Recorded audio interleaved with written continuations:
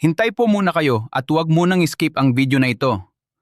Kung kayo ay miyembro ng SSS o miyembro ng inyong pamilya ay pensyoner na ngayon, may napaka-importanteng balita para sa inyo na kailangan ninyong malaman. Bago mag-May 9, 2026, simula June 2026, magkakaroon ng 10% na pagtaas sa lahat ng retirement at disability pensions ng SSS at ito ay opisyal na. Pero hindi lang yon ang pag-uusapan natin na yon. Sa video na ito, ibibigay ko sa inyo ang kumpletong detalye ng 7 benepisyo ng SSS at kung paano kayo makakapaghanda para mapakinabangan ang bawat isa. Manatili po kayong nakamasid.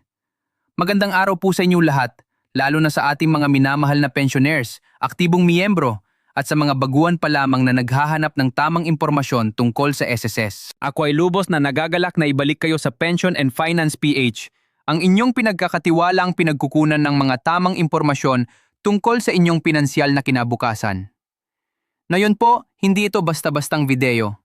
Isa po ito sa pinaka-importanteng content na inilalabas namin na yung 2026 dahil may malaking balita tayong tatalakayin na makakaapekto sa buhay ng milyon-milyong Pilipino, lalo na po sa ating mga pensioners at sa kanilang mga pamilya. Bago ko ibunyag ang lahat, nais ko munang taus-pusong magpasalamat sa bawat isa sa inyo, sa aming mga tapat na manonood, sa aming mga bagong subscriber, at sa lahat ng nagtatanong at nagko-comment sa aming channel. Dahil sa inyo, patuloy kaming nagbibigay ng impormasyon na tunay na kapakipakinabang. At kung ito ang unang beses ninyong manood sa Pension and Finance PH, maligayang pagdating po. I-subscribe na po kayo at pindutin ang notification bell para hindi kayo mapalampas ng anumang importanteng update. Ngayon simulan na nating talakayin ang pinakamalaking balita ngayong linggo.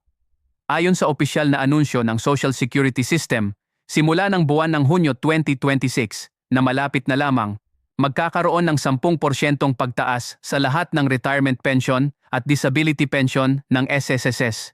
Ibig sabihin, kung kayo ngayon ay tumatanggap ng halimbawa ay 2,000 piso bawat buwan bilang inyong SSS pension, matatanggap na ninyo ng higit 200 piso pa sa itaas nyon simula Hunyo. Hindi po ito maliit na bagay para sa ating mga pensioners na umaasa sa kanilang buwanang pensyon bilang pangunahing pinagkukunan ng kanilang pang-araw-araw na gastusin. Ito ay isang napakamakabuluhang tulong.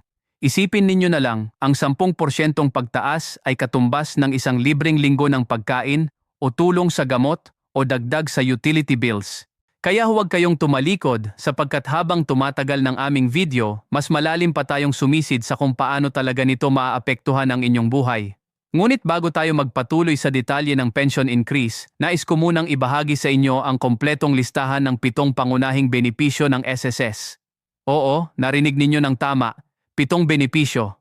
Marami sa atin ang marunong tungkol sa retirement, pero iilan lamang sa atin ang tunay na nakakaalam ng lahat ng 7 benepisyo na maaaring matanggap ng bawat miyembro. At kapag natapos ang video na ito, sigurado akong sasabihin ng bawat isa sa inyo, akala ko lang alam ko ang SSS, pala hindi pa pala. Kaya handa na po kayo? Simulan na nating isa-isa. Ang una sa 7 benepisyo ay ang sickness benefit. Napakahalaga po nito, lalo na para sa ating masisipag na manggagawang Pilipino na bawat araw ay nagtatrabaho para sa kanilang pamilya. Kapag kayo ay miyembro ng SSS at kayo ay nagkasakit o naaksidente at hindi na kayo makapasok sa trabaho, bibigyan kayo ng SSS ng daily cash allowance sa bawat araw na hindi kayo makapagtrabaho. Ang benepisyong ito ay tinatawag na sickness benefit. Isipin ninyo ito na parang isang maaasahang kaibigan na nagbabantay sa inyo habang kayo ay nagpapahinga at nagpapagaling. Hindi kayo kailangang mag-alala sa inyong sweldo dahil ang SSS ay tatayo para sa inyo sa oras ng pangangailangan. Mahalaga na alam ninyo na kailangan ninyo ng medical certificate mula sa inyong doktor bilang patunay na kayo ay tunay na may sakit at hindi makapagtrabaho. Ang halaga ng inyong matatanggap ay depende sa haba ng inyong kontribusyon at sa laki ng inyong buwanang hulog sa SSS. Habang mas matagal at mas malaki ang inyong hulog, mas malaki rin ang sickness benefit na inyong matatanggap. Kaya ang aral dito ay simple lamang, huwag basta-basta lumaktaw ng kontribusyon dahil ang bawat hulog ay isang investment sa inyong sariling kapakanan. Ang ikalawa sa ating 7 benepisyo ay ang disability benefit.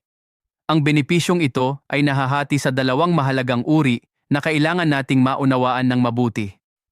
Ang una ay ang tinatawag na partial disability, na para sa mga miyembrong nakaranas ng pansamantalang kapansanan. Ibig sabihin, may posibilidad pa na gumaling o bumalik sa normal ang kanilang kondisyon paglipas ng panahon.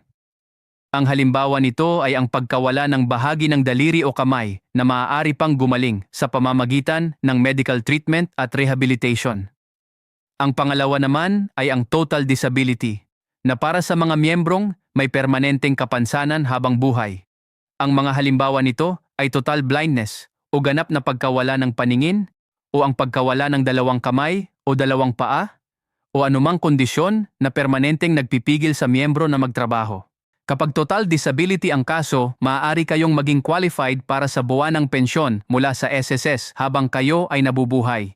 Ito ay hindi biro, ito ay panghabambuhay na tulong na nagbibigay ng seguridad sa mga miyembro na walang kakayahang magtrabaho dahil sa kapansanan. Maging partial man o total disability, sinisiguro ng SSS na protektado ang kanilang mga miyembro kapag may ganitong nangyari sa kanilang buhay. At tulad ng sickness benefit, ang halaga ng disability benefit ay depende rin sa haba at laki ng inyong kontribusyon sa SSS. Ang ikatlo sa ating 7 benepisyo ay ang maternity benefit. Ito naman ay espesyal at puso-puso para sa ating mga babaeng miyembro ng SSS. Kapag kayo ay nanganak, normal na panganganak man o cesarean section, mayroon kayong karapatang makatanggap ng maternity benefit mula sa SSS. Ibig sabihin, habang kayo ay nagpapahinga at nagpapagaling matapos manganak, may financial support kayong darating mula sa SSS upang tulungan kayo at ang inyong bagong silang na anak. At narito po ang napakagandang balita na dapat malaman ng lahat. Ang regular female members ay may 105 days na maternity leave na may bayad. Ibig sabihin, mahigit 3 buwan na may kita kahit hindi pumapasok sa trabaho. Para naman sa ating mga solo parents, may dagdag pang 15 araw, kaya nagiging total na 120 days. Napakalaking tulong po ito, lalo na sa ating mga single mothers na mag-isa na nagdadala ng responsibilidad para sa kanilang mga anak. At para naman sa mga miyembrong nakaranas ng miscarriage o emergency termination of pregnancy, nagbibigay rin ang SSS ng 60 days maternity benefit. Ito ay ibinibigay anuman ang inyong civil status at kahit ilang beses na kayong nabuntis. Ibig sabihin, ang bawat pagbubuntis ay covered ng SSS maternity benefit. Hindi ito minsanang benepisyo kundi isang patuloy na proteksyon sa bawat ina. Ang ikaapat sa ating 7 benepisyo ay ang retirement benefit at ito po ang pangarap ng bawat miyembro ng SSS mula pa ng araw na sila ay nagsimulang mag-ambag. At tama lamang na ito ay isa sa mga pinakahinahangad na benepisyo dahil ang retirement benefit ay ang bunga ng mahabang panahon ng pagtitiyaga, ng paghuhulog buwan-buwan, at ng paniniwala na mag-aalaga ng SSS sa ating katandaan. Kapag umabot na kayo sa edad na 60 at meron na kayong hindi bababa sa 120 monthly contributions, iyon ay 10 taon ng patuloy na paghuhulog, maaari na kayong mag-apply para sa retirement benefit. Mayroon kayong 2 pangunahing pagpipilian dito. Ang unang pagpipilian ay ang lump sum advance, kung saan ibibigay ng SSS ang 80 na buwan ng inyong pensyon ng isang bagsakan bilang advance. Pagkatapos ng 80 na buwan, mula nang matanggap ninyo ang lump sum, saka magsisimula ang regular buwanang pensyon ninyo. Ang pangalawang pagpipilian naman ay huwag nang kunin ang lump sum at diretso na agad sa regular buwanang pensyon mula sa araw ng inyong retirement.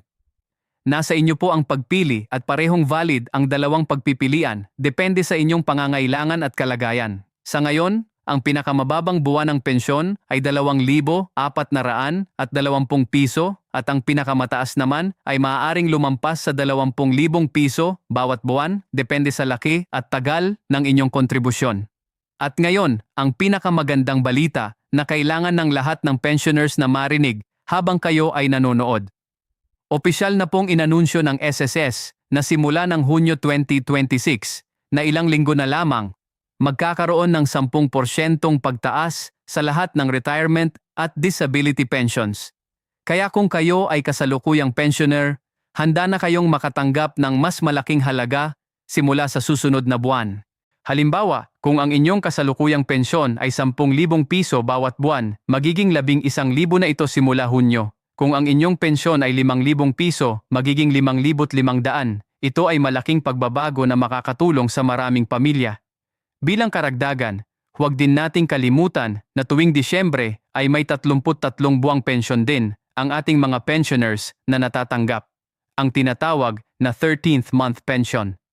Bukod pa sa regular na buwanang pensyon ninyo, ito ay isang dagdag na regalo ng SSS sa ating mga pensioners tuwing panahon ng Pasko. Ang lahat ng ito ay nagpapatunay na ang SSS ay patuloy na naghahanap ng paraan upang mapabuti ang buhay ng kanilang mga miyembro at pensioners. Ang ikalima sa ating 7 benepisyo ay ang funeral benefit.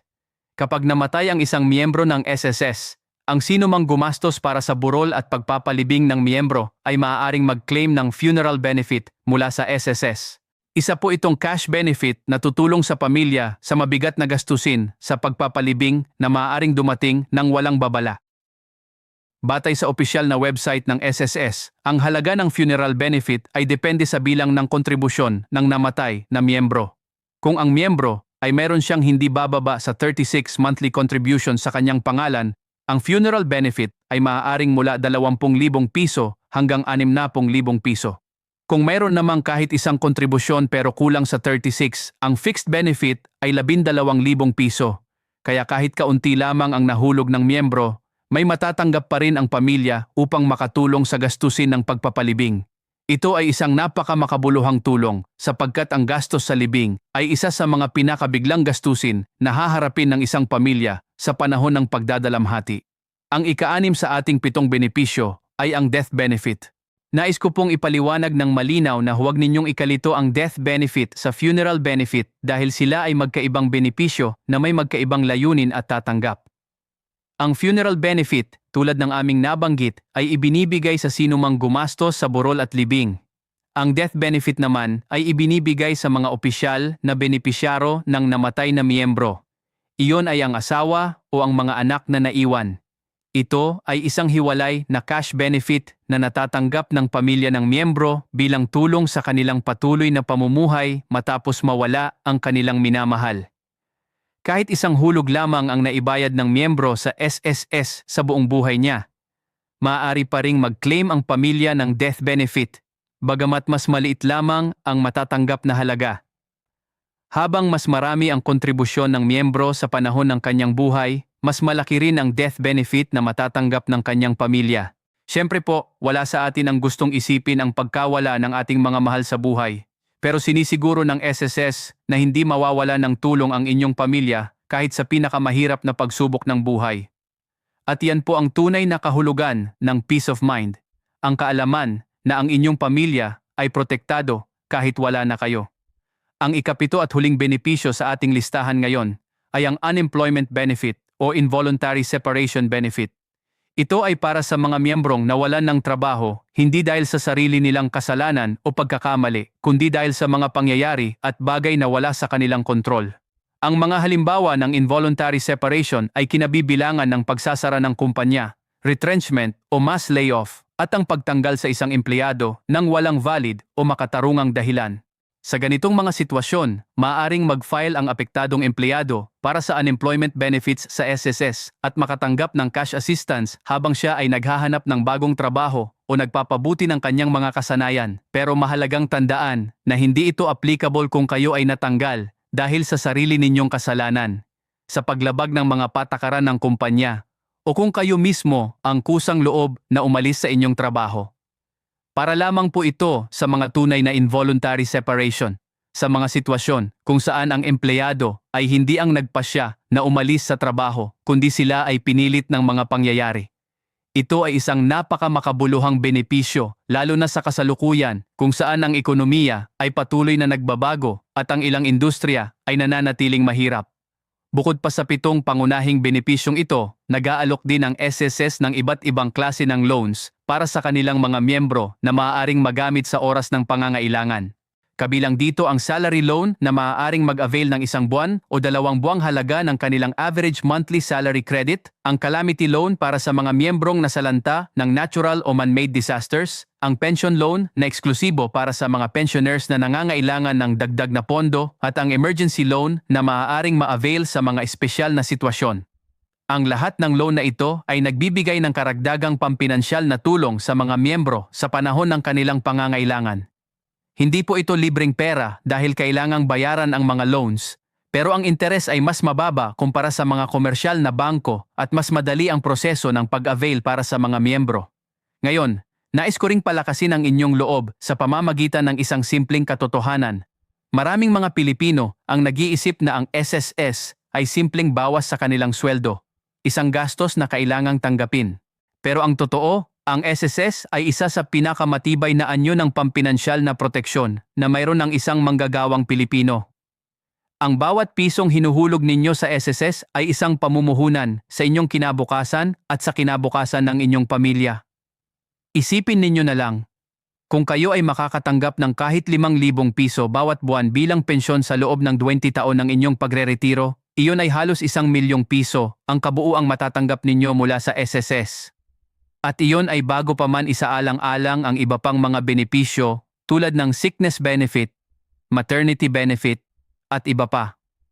Kaya naman, ang mensahe ko sa lahat ng mga nagtatrabaho ngayon, huwag basta-basta lumaktaw ng kontribusyon. Tiyakin na ang bawat buwan ay may naihulog kayo at kung maaari, tiyakin na ang inyong kontribusyon ay sapat na upang makapag-qualify sa pinakamataas na antas ng mga benepisyo.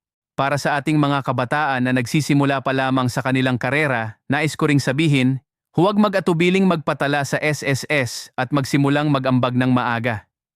Ang mas maaga kayong nagsimula, mas maraming kontribusyon ang maidadagdag ninyo sa inyong account at mas malaki ang inyong matatanggap na benepisyo sa hinaharap. Isipin ninyo na ang SSS ay parang isang punong kahoy na kailangan munang itanim ng maaga upang maging matanda at mabunga.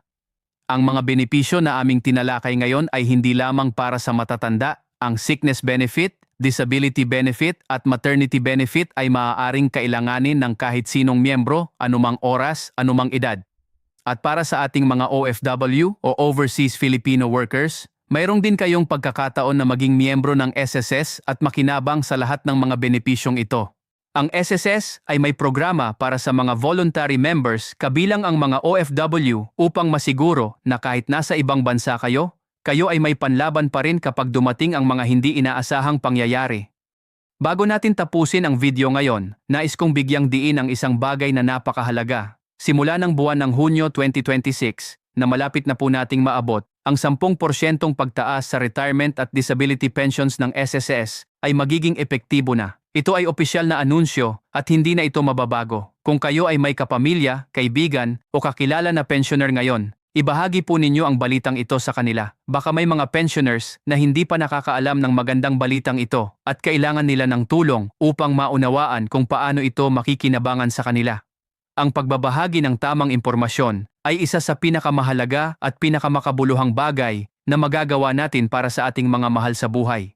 Ang aming kahilingan sa inyo ay simple lamang. Bago magmayo siyam ng 2026, tiyakin na nai-update na ninyo ang inyong SSS contact information at MySS account upang masiguro na mayroon kayong access sa lahat ng inyong SSS records at benefits. Ito ay isang simpleng hakbang na maaring magsagawa ng malaking pagkakaiba sa oras na kailangan ninyo ang inyong mga benepisyo. Bisitahin ang opisyal na website ng SSS o pumunta sa pinakamalapit na SSS branch sa inyong lugar upang matulungan kayong i-update ang inyong account. Kaya bilang buod ng lahat ng aming napag-usapan ngayon, ang 7 benepisyo ng SSS ay ang sickness benefit para sa mga miyembrong may sakit at hindi makapagtrabaho, ang disability benefit para sa mga may kapansanan maging partial man o total, ang maternity benefit para sa lahat ng babaeng miyembro na nanganganak o nagmi-miscarriage, ang retirement benefit para sa mga miyembrong umabot sa edad ng pagretiro na may sapat na kontribusyon, ang funeral benefit para sa tulong sa gastos ng libing ng miyembro, ang death benefit para sa mga benepisyaro ng namatay na miyembro, at ang unemployment o involuntary separation benefit para sa mga miyembrong nawalan ng trabaho nang walang kanilang kagustuhan. At ang pinakaimportanteng balita ngayon, simula Hunyo 2026, tataas ng 10% ang retirement at disability pensions ng SSS. Ito ay isang makasaysayang pagtaas na magbibigay ng karagdagang tulong sa milyon-milyong pensioners sa buong Pilipinas. Maraming salamat po sa lahat ng inyong oras at pansin sa video na ito. Kung nakatulong po sa inyo ang video na ito, pakibigyan naman po ng thumbs up at mag-subscribe sa Pension and Finance PH kung hindi pa kayo nakasubscribe. Pindutin din po ang notification bell at ilagay sa all para lagi kayong updated sa mga bago naming videos. At kung meron po kayong mga katanungan tungkol sa SSS benefits, sa pension increase, o sa anumang paksa na aming tinalakay ngayon, itype lamang po sa comment section sa ibaba. Sabihin din po ninyo ang inyong pangalan at kung taga saan kayo. Gustong-gusto po naming makarinig mula sa inyo at sisikapin naming masagot ang bawat tanong. Ingatan po natin ang isa't isa at nawa ang mga benepisyong ito ay makatulong sa bawat isa sa ating mga pamilya. Maraming salamat po at hanggang sa muli. God bless po sa inyong lahat.